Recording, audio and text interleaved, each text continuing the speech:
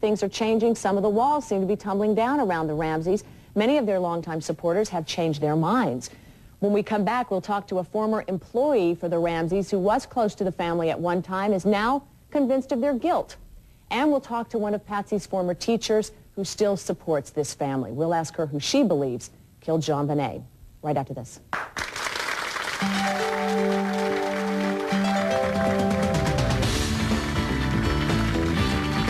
Inquirer has been talking about the latest clues and developments in this case, and Pam, I asked you how your sister felt about the coverage. You have some strong feelings about Mike Walker, do you not? Well, certainly not personally. I've never met the gentleman, but I would like to make a blanket statement about really all of the coverage that has happened, and that would be that I find it hard to believe that reputable journalists who are professionally trained and schooled in this country fail to find critical and substantive facts in this case and report on that.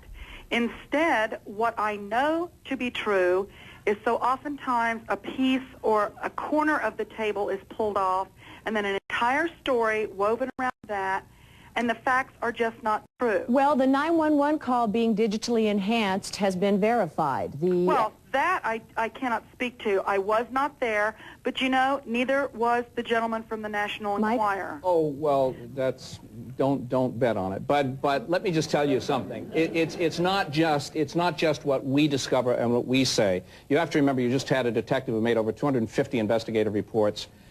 Steve Thomas, resigned from this case in absolute disgust. Here's a man who put his career on the line, took up his badge, slammed it down, and said, that's it. I am sick of this district attorney. He is a witness for the defense. Okay? Well, let me... yes, ma'am. I believe that we should all be thankful for issues of the Inquirer, because certainly the police department or the family is not very interested in bringing this to justice. This is a little girl who has long since been gone. Let me make something clear. Look, I am a journalist, all right? I mean, the outcome, I would be just as happy to do a story saying, wow, Ramsey's completely innocent. I would love to do that story, okay? I would love to.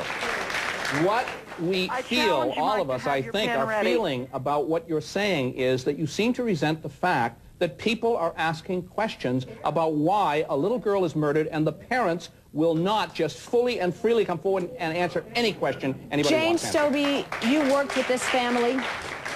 You are more convinced than ever, you say, of their involvement? Yes. Tell me why. Part of it is a lot of the information that is coming out in the media, and also there are things that aren't happening. It's like they talk about another suspect and no one's been identified. And I think it's the silence on the part of the family, the lack of cooperation on the part of the family. Well, we've heard that the suspect may be someone who was jealous. Now, Pam, tell me if I'm misspeaking. Jealous of... Well, and again, you're looking at Jane Stobie, who at one point was an employee of the company, is no longer. I have never met the lady. I've never laid eyes on her. I do know that some of the things that she has second-handedly reported, such as naked photographs of JonBenet above her bed at the lake house, it is a falsehood. I have spent many a night in that house. I was there when the pictures of the Victorian umbrellas were hung above JonBenet's bed. And so there you have people. She even just admitted that she's relying on printed media and whatever's been out there to determine what is and isn't going on. When the fact of the matter is, there is a very short list of suspects. They are being looked at. The information and the evidence is being tied and neatly woven together, and all avenues are being, as the justice system would relegate, all avenues are being searched. Jane, that is respond to the profile of the suspects being someone jealous of the Ramseys, their success, their closeness as a family. I found this really interesting because when I was working with the family, one of the things that her mother talked about is how people were so jealous of them. And it was so interesting, Pam, when I heard you on the phone, or heard a clip on the news from what you had said, that it was because people were jealous of the family, et cetera, and it's like, I heard this years ago, and now it's back again. And I think, well, Pam, people are turning, it seems, on the family. Some very important people who've been close supporters for many, many months, including Fleet White, and Priscilla Brown White, where Patsy and John had dinner that Christmas Eve. He was with John Ramsey when the body was found. He wrote an open letter and said, "The people of Colorado are entitled to be frustrated and angry with those public officials and other persons who have brought this case to its current status. We must be mindful, however, of the first cause of the investigation's failure, the refusal of John and Patsy Ramsey to cooperate fully and genuinely with those officially charged with the responsibility of investigating the death of their daughter." Pam, was this hurtful? This open letter of key people in the Ramsey camp turning, was that hurtful to Patsy and John? First of all, let me say this. Fleet White, I have not laid eyes on since the day of JonBenet's funeral, December 31st, here in Atlanta. Have not laid eyes on the man, and I have been back in Boulder and Denver several times since then. So he has not bothered to contact me or my family.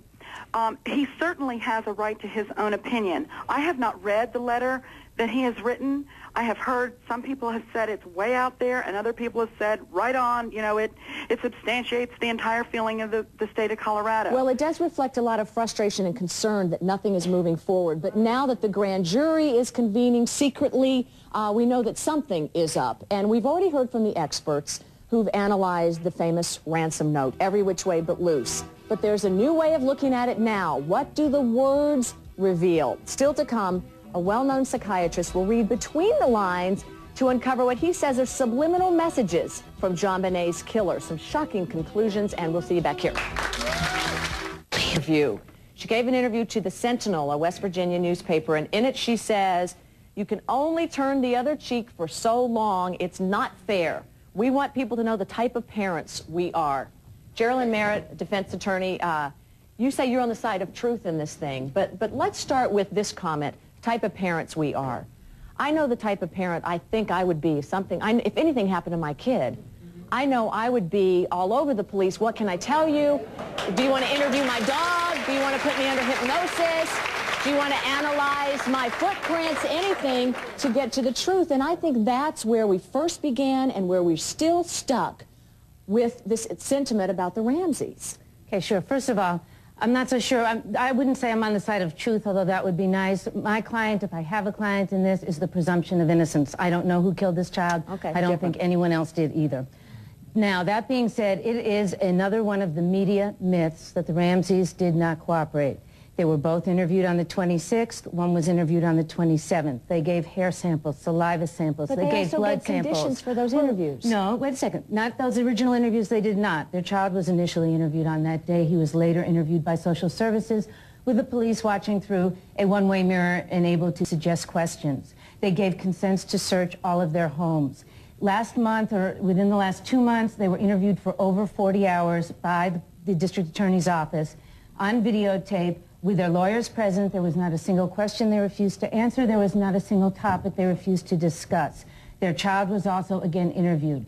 The reason they stopped cooperating early on was because, as the district attorney agreed, the police in this case rushed to judgment early on, would not look elsewhere, would only investigate the Ramseys. Once the police set their sights on the Ramseys, they naturally had lawyers who said, let's slow down here and see what's going on. Well, what about this 911 call? It indicates, if nothing else, that the Ramseys lied to the investigators. Why would they lie about Burke being asleep?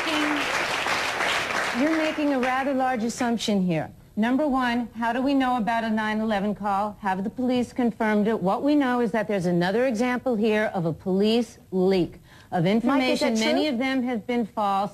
The Newsweek reported this week that over 15 people that listened to that tape did not hear anything of Burke Ramsey on that tape. And we don't know if the tape exists, and we don't know what's on it, and I would be the last one to want to speculate as to what it means. I will say this, the words that are on there are also equally indicative of innocence, of showing Patsy Ramsey just absolutely saying, oh my God, what now, what to do, she is frantic. You can take that either way, but I would caution anyone against speculating on evidence that comes out, not in the courtroom, but in the court of public opinion. You can't have it both ways. If it's indicative of Patsy's innocence, okay, then you're admitting the tape exists. And it is indicative that they lied about Burke being awake. Okay, well, it could be. No, They're liars. first of all, sir, you were not present at the 42 hours of interviews. You do not know what the Ramseys told the police. You are relying upon leaks by police officers, many of whom have since been fired from the investigation. Many journalists and police investigators rely on leaks, lady. There's another book out, not surprisingly, JonBenet's Mother, The Tragedy and the Truth. It's written by Linda Edison McLean. She is a longtime friend of the Ramseys. She wrote this book. You've been listening, right? Right. What's your reaction to what you've heard so far and why you wrote this book? Leeza, the reason that I wrote this book is exactly what's happening on your show right now. I hear audience members clapping when people say things about my friend that are not true, that they don't know. And I think what's wrong in America today is that we tend to take innocent people and attack them and destroy them. And we did it with, Richard Jewell in Atlanta. We've done it with other people. And we have got to stop, Leeza. We have got to stop using the media to destroy innocent people. And that's why we wrote this book, because here we are on the phone because I don't want to come out there and sit on those shows. I'm nervous. I'm just a normal small-town person, and I wanted to write down what I knew about Patsy and all of these friends and family members who know how wonderful she is. We just wanted to say that. That's all this book's about. I just want to address the fact that this happened the night after Christmas, and being a parent yourself, Leeza, I think you would know where your children are on a family holiday. I cannot believe that she couldn't find her 6-year-old daughter. She didn't know where she was. Linda, well, she says she was kidnapped. That was the whole point. Yeah, she just got a ransom note that said she was kidnapped. And yes, I have children, and I know how I would feel, and I would run around frantic, and I wouldn't remember every detail of everything that happened. Did you wake up your child and ask what had happened to his sister? Sir, I don't know what I would do. Linda, can you please stand by? We have so many questions for you. We also want to know about Patsy's frame of mind right now. Obviously, she feels a need to speak out, and we're glad that we're hearing from this side of the story. Also, a controversial point of view from a respected psychologist who believes that the words of that ransom note all do point to Patsy Ramsey. We'll be right back.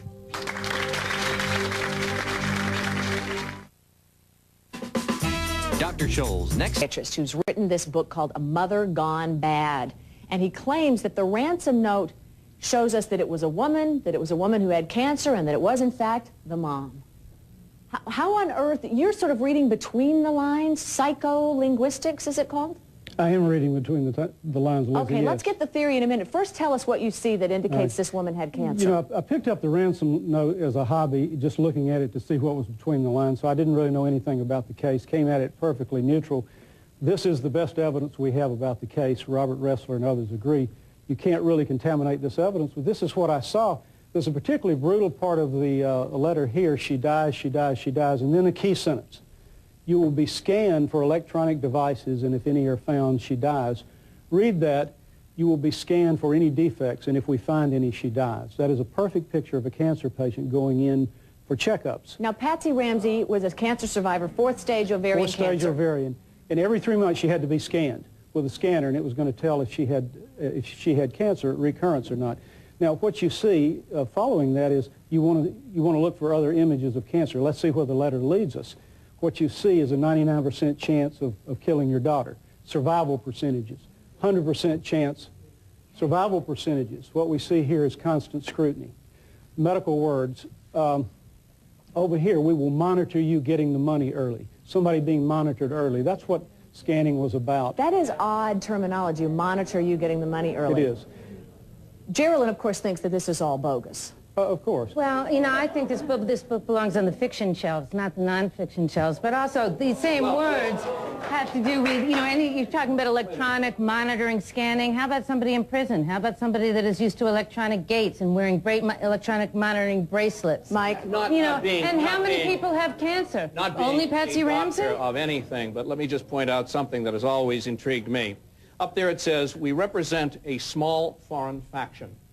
Later on in the letter, perhaps you could point it out, sir, it says, use your good Southern common sense. That's over here. That is a phrase that Patsy Ramsey, according to friends that we spoke to, used over and over again. Abu bin Abi of the Islamic Jihad does not use language like that.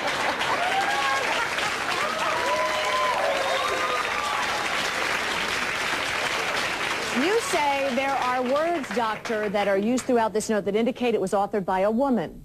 Remember, we're looking for a motive, and we want to know how could a nice person like Patsy Ramsey commit this crime. Being burdened by the terror of cancer is one reason, but we also see here a preoccupation with delivery, and notice here, delivery is crossed out. This is a picture of Patsy Ramsey's devastation by cancer. Her delivery, her ability to give birth as a woman was crossed out. And I think she's showing us this. Now, if we look other images, and then we could go into how this is a woman's handwriting, this has a woman's tone to it, two gentlemen, proper burial, but we'll see there's a symbol of a woman, a valuable container. Now, what we see here is the bank. Something's being withdrawn out of a bank. This moves down to a bank account. It comes down to an attaché. It then comes down to a brown paper bag. All of these are symbols of a woman, a nest egg, the uterus within. Patsy Ramsey's uterus within had been withdrawn. That's what she's trying to tell us, and I think she's trying to say, listen, I was a damaged woman. You have two central thoughts, a damaged woman damaged by cancer, and you have cancer. And so this is telling you that whoever the killer is, it's a woman who is severely damaged, probably by cancer. Now that's where the letter leads, right there. There's another point that what happened that night, but that's the motive. Okay, let's talk about the point about what happened that night. Also, the doctor says that there were clues throughout Patsy Ramsey's writings that indicated this moment was coming, was a boiling point, that something in her subconscious knew that she would harm her child. Fascinating to me. We'll take a quick break, and coming up, this investigation does go before a secret grand jury any day now. Are we getting closer to the truth? We'll be right back with you. Ransom note. Let's just have you guys jump in and rattle on. And Doctor, your other points, we want to get to those, but first some questions. I want to know, what about the allegations of sexual abuse? Supposedly this young lady was, young girl, excuse me, was sexually abused over a period of time, and you mean that the parents didn't know? Is there indication of that in the note? You know, there is. We've just gone over, there are two motives in a crime. A deep pain the killer's carrying around, and a trigger motive. Now, something in this case, if Patsy Ramsey is the murderer of this child, something powerful had to happen that night. Something powerful happened anyway, but we've seen two things. Well, let me just interject here. There's been speculation, and we were talking about it during the break, that Patsy Ramsey walked in on John Ramsey perhaps molesting the child. Right. Instead of going after the husband, which may seem the common thing to do, perhaps the speculation is that Patsy's jealousy of her daughter was so great that that was the option that she took. Liza, I think this is where she lost control, and I think she shows us this in the letter. Just a couple of things, interesting things. A small foreign faction. We represent a small foreign faction. What is JonBenet but a small foreign entity? We go down here with attaché, accent on the seventh letter. JonBenet's accent with the seventh letter, attaché and JonBenet. Just some interesting parallels. But the last night, notice here, if you stand back from the letter and you say, where is the chaos in this letter? Where do you see the writer showing you a moment of chaos? You would go right here to delivery. Now notice what else you see. You see a period totally out of place. I call that a psychotic period. This is telling us when she lost it. Now notice what the word is next to it. Delivery is crossed out. JonBenet is turned into a pickup. Pickup being made into one word, not two. One word, it's another slip. And I think she's saying, this is the moment I lost control. I think Patsy Ramsey went over the edge. When she saw JonBenet as what? Competition? Being sexually abused. I think that she stepped into something about sexual abuse was going on. I think that's when she lost it. I think that's in the letter. And if you'll notice, immediate execution of your daughter immediately follows that. That's when she lost control. And I think that was the trigger motive. Two motives, trigger motive, deeper motive, and that was the trigger. Are people taking your analysis seriously? Well, my colleagues are. My colleagues who understand how the mind works, and there's been a breakthrough in how the mind works. We all have this genius subliminal mind, and the mind picks up on clues, and it tells us things indirectly through pattern stories. Linda, are you still standing by? Have you heard what the doctor has said? I have. You must have an opinion. Well, you know, I watch people who analyze their body language. I watch experts who talk about an autopsy they've never seen. I hear a man talking about attaché and JonBenet.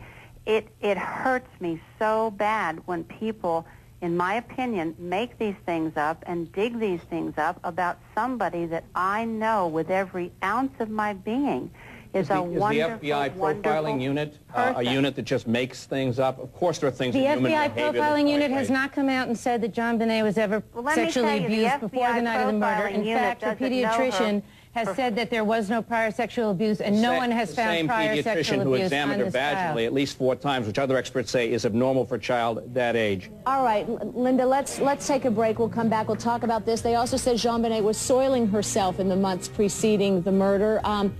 Did you know your friend to be someone who could reach a point and just snap, Linda? A lot of questions still ahead. We'll be right back.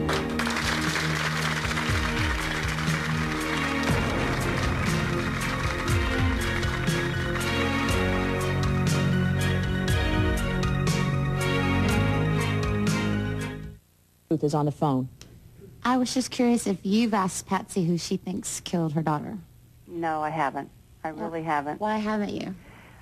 No one's asking the key question. Her sister didn't ask her either. Why haven't you? If you're such a good friend, why didn't you ask her? I think that probably the detectives and police and DA have asked her that. We don't talk about it because it is so painful.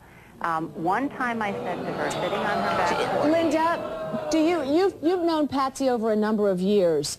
You know, there's a theory that maybe she just lost it, went temporarily insane, according to the psychiatrist, and snapped. Does that seem reasonable to you, that that could happen?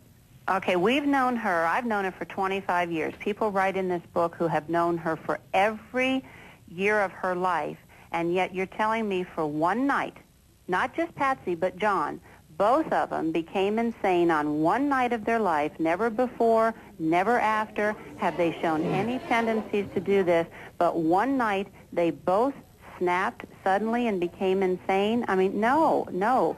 If you read this, these people know her, they know them, and they know that couldn't have happened. And Dr. Hodges says that not only, in his view, did it happen, but that there was an indication that it was going to happen. What in Patsy Ramsey's prior communications indicate to you that she knew a moment of truth would evolve in her life regarding her daughter and potential harm?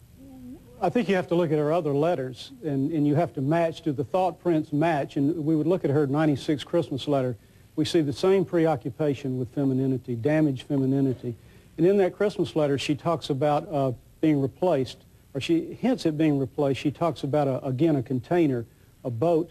John Ramsey has a real love. John Ramsey has a new, old-looking boat. Read, young, old-looking boat. A young woman made up to look old. I think she's picking up that there was something going on with John and JonBenet, and this led to an explosion. And if you read the letter, I think it's quite striking. There's no question in my mind that she knew in caprices the child was soiling her pants. There was tension rising in the home. JonBenet was picking up on it. The lady on the phone seems to think it's odd that, you know, that they would just snap all of a sudden. I mean, people snap. I mean, look at the people that kill kids, just come into a school with a gun. I mean, they snapped. Well, if there's a big family secret that they're keeping, like something like molestation, which I know Geraldine has never been proven, but if there's a secret like that, if Burke has a secret like that, if Patsy's holding that over John's head and John's holding the murder over Patsy's head, just going with what the speculation is, that's a lot of psychological burden. We found him with 3 witnesses at a porn shop in Denver 3 weeks after the murder. Not true, and the District Attorney of Boulder has filed a motion to unseal a search warrant and affidavit saying they have found 0 evidence of John Ramsey's link to pornography. And Linda Hoffman-Pugh, the housekeeper, on the record, said that Patsy had told her over and over again that she did not enjoy sex, asked her if she could find books that would help her in this. There were things going on in that house that bear examination. Well, a lot of questions out here. I'll get to them right after the break. Give me a couple minutes. On the telephone and just to everyone in general, I don't care how long you know someone, 25, 30 years. I don't care how many books have been written, and it seems like most people are capitalizing on this poor child's death. I don't see any love between those two people. Every segment that I've seen on TV, they're not hugging each other, they're not consoling each other, no one's crying. It seems like there's no love in this family and that it's falling apart. And as far as that letter is concerned, to me, it makes no sense that a person that wants money wouldn't ask for such a small amount, and they wouldn't write such a long letter. Yeah. None of this makes any sense to me. Let me go first to Linda about the affection question. You know, we've applied a lot of our need to see the Ramseys in a certain way. We want them to grieve a particular way. We want them to be affectionate in a way that makes us feel like they're not guilty. Now, none of that is really our right. But it is sort of the public opinion that we haven't seen that. What have you seen about your friends with affection? Well, they are affectionate, Lisa. I have seen Patsy cry and sob. We have sobbed together because we've both lost people. Whether they do it publicly or not, I don't know, but I know they do it in private. They're real people, they're good people, and I don't know how else to say it. You know, obviously everybody there has made up their mind, and all I can tell you is I know the truth. I pray that someday you will too. That is not true. What we are asking for, if it was me, if it was Leeza, or if it was you, lady, we would have been indicted by now. At least an indictment, and let's examine the evidence.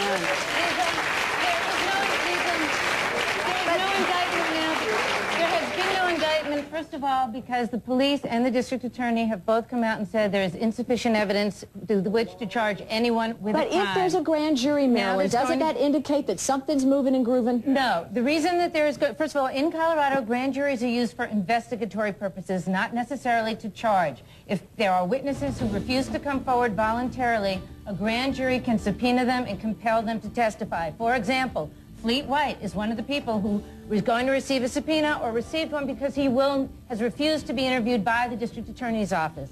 There are other people like that. That is the reason to have a grand jury, but it does not mean that anyone will ever be charged. But once she's really telling you the truth, this could be a total whitewash. Believe me. Gotta go. Right back.